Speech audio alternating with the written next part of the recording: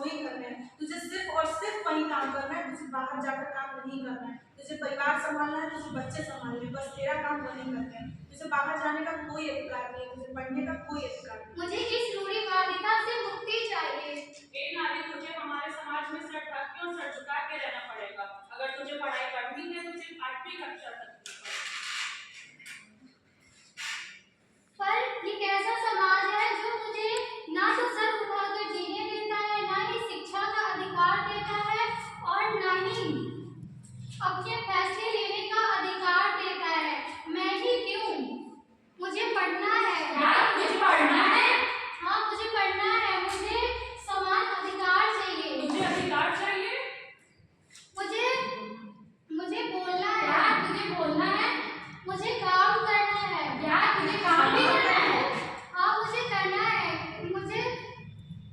मुझे इन सब का अधिकार चाहिए। आखिर मैं भी एक इंसान हूँ। मेरे साथ ऐसा क्यों होता है? क्योंकि मैं नारी हूँ।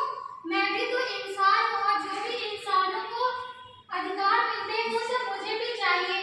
तुम बोल नहीं सकती, काम नहीं कर सकती, पढ़ नहीं सकती। नहीं, मुझे इन सब से न्याय चाहिए, न्याय।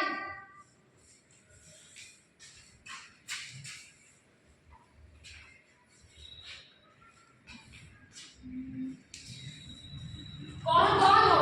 मैं संविधान। तुम यहाँ क्या करने आई हो? जहाँ जहाँ अन्याय, अत्याचार और भ्रष्टाचार होगा वहाँ वहाँ मैं खड़ी रहूँगी। क्या तुम हम सबसे ऊपर हो? हाँ, मैं समाज, संस्कृति, धर्म, परिवार इन सब से ऊपर हूँ।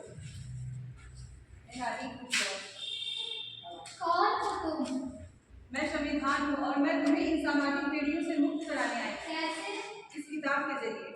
कैसी किताब है ये हमारे देश का संविधान है। ये एक ऐसी किताब है जो तुम्हें इन सामाजिक पीढ़ियों से मुक्त कराएगी और तुम्हें वो सारे अधिकार दिलाएगी जिससे इस समाज ने तुम्हें वंचित कर रखा है।